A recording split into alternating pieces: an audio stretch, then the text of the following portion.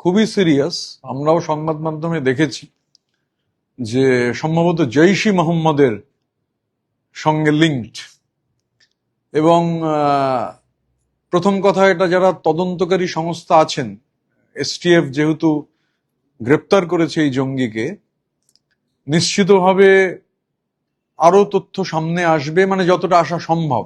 কারণ এটা মানে ভয়ঙ্কর ব্যাপার যে ক্রস বর্ডার টেরোরিজম, বর্ডারের ওপার থেকে যদি লোক এসে এখানে অপারেট করে, এবং যা শোনা যাচ্ছে যে রাজ্যের মুখ্যমন্ত্রী তার গোটা মুভমেন্টের ডিটেল সেটা তার কাছে রয়েছে, এবং সে রেনেসাতে ছিল। দেখা দরকার কবে থেকে ছিল, কতদিন ধরে ছিল, তাকে কেউ মদত দিয়েছে কিনা বা একাধিক লোক মদত দিয়েছে কিনা। ব্যাপারটা অসম্ভব সিরিয়াস।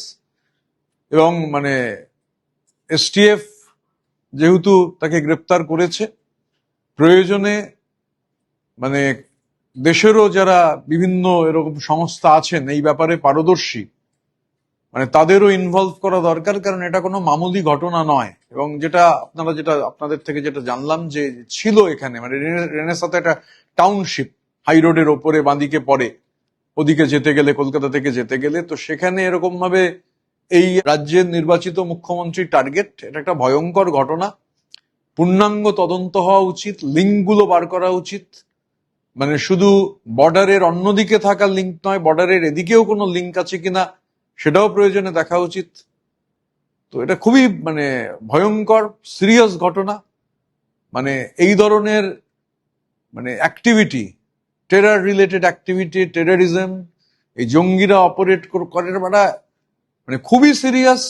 স্বাভাবিকভাবে এখন যারা গ্রেপ্তার করেছেন, নিশ্চিতভাবে তারা আরো যতটা, নিশ্চয়ই মানে সবটা তো হয়তো ইনভেস্টিগেশনের স্বার্থে সবটা সামনে আসে না, কিন্তু এটা ভীষণই একটা গুরুতর বিষয়। এবং সর্বোচ্চ গুরুত্ব দিয়ে মানে প্রয়োজনে, আমি তো মনে করি যে মানে এসটিএফ খুবই ক্যাপেবল। যদি প্রয়োজন হয় মানে দেশেরও যে এই ব্যাপারে পারদর্শী যে এজেন্সি রয়েছে তাদেরও সাহায্য নিয়ে এটার একদম রুট অব্দি পৌঁছানো প্রয়োজন। এটা সময়ের চাহিদা। অসম্ভব একটা মানে আশঙ্কাজনক ব্যাপার। এবং এই মানে এটাও দেখা দরকার, আমি আবারও বলছি যে মানে এ কতদিন ধরে রয়েছে, এটাও হচ্ছে একটু নিশ্চিতভাবে যারা তদন্ত করছেন তারা নিশ্চিতভাবে এটার ব্যাপারে মানে তদন্ত যত এগোবে মানে যতটা আমরা জানতে পারবো। কিন্তু ব্যাপারটা অসম্ভব গুরুত্বপূর্ণ এবং গভীর চিন্তার। ডেফিনেটলি মানে ডকুমেন্টস আছে বলেই তারা প্রাথমিকভাবে বলেছেন, এবং আমি তো সেটাই বলছি যে এটা একটা মানে খুবই সিরিয়াস ব্যাপার। এবং যেহেতু জৈশ-ই মোহাম্মদের নাম আসছে, ক্রস বর্ডার টেররিজমের বিষয় রয়েছে, তো এই ব্যাপারটা এসটিএফ আরো যখন বলবেন বা এই তদন্ত যখন এগোবে, মানে এটা আমি শুরুতে যেটা বললাম যে এই যে শ্যাডো, ধরুন মানে কমন বুদ্ধিতে বলে শ্যাডো করছে, মানে এ তো 15 দিন 20 দিন ধরে, 1 মাস ধরে করছে না, হয়তো অনেকটা। সেই জন্য দেখা দরকার যে কতদিন ধরে হচ্ছে এই ওখানে রেনেসাতে থেকে এই অপারেশনের সঙ্গে সে যুক্ত, কেউ তাকে মদত দিয়েছেন কিনা, একাধিক লোক তাকে মদত দিয়েছে কিনা, এগুলো সবটা দেখা প্রয়োজন। নিশ্চিতভাবে যারা তদন্তকারী সংস্থা আছেন তারা কম্পিটেন্ট এনাফ, তারা ডেফিনেটলি এর রুট পর্যন্ত পৌঁছবেন, শিকড় অব্দি পৌঁছানোটা জরুরি। দেখুন, আমাদের যে মানে আমাদের বর্ডারটা যদি দেখেন, মানে মূল যে বর্ডারটা বাংলাদেশের সঙ্গে যে বর্ডার, পৃথিবীর যে কোনো বর্ডারেই মানে এটাই তো আন্তর্জাতিক নিয়ম যে বর্ডার তাতে কাঁটাতার থাকবে, মানে ফেন্সিং থাকবে, বর্ডার ফেন্সিং। এমনকি তাতে যদি কোনো মানে ওয়াটার বডি থাকে, সেই ওয়াটার বডিরও কিভাবে হবে তারও নির্দিষ্ট প্যারামিটার রয়েছে।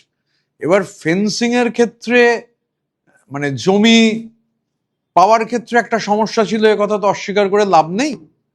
মানে ভাবের ঘরে চুরি করে কোনো লাভ নেই। কারণ এটা আমরা পার্লামেন্টেও দেখেছিলাম যে পূর্বতন সরকার জমি দেওয়ার ক্ষেত্রে নানান ধরনের গড়িমসি করছেন। It is in paper. তো বর্ডার এরকম ফাঁকা রাখলে, ধরুন আমি একটা উদাহরণ দিচ্ছি, মানে এই যে ধরুন নিমতিতা, মানে ছবি বিশ্বাসের সেই বিখ্যাত যে জলসাঘর সত্যজিৎ রায়ের, যেখানে শুটিং হয়েছিল, নিমতিতা হচ্ছে একেবারে বর্ডার, নদীটা ওখানে এমন ভাবে বেঁকছে, আমি নিমতিতায় গিয়ে শুনেছি, মানে ওখানে বিএসএফ এরও ক্যাম্প রয়েছে, মানে ওখানে নদীর ফ্লো এরকম যে সেই নদীতে কিছু ভাসিয়ে দিলে অটোমেটিক্যালি সেটা বর্ডারের অন্যদিকে চলে যাবে, বর্ডার ক্রস করে যাবে। তো সেখানেও এই জায়গায় মানে আমি যখন দেখেছি সেটা উন্মুক্ত, উন্মুক্ত হওয়ার কথা নয়, মানে বর্ডার কোনো জায়গাতেই কোনো উন্মুক্ত হওয়ার কথা নয়।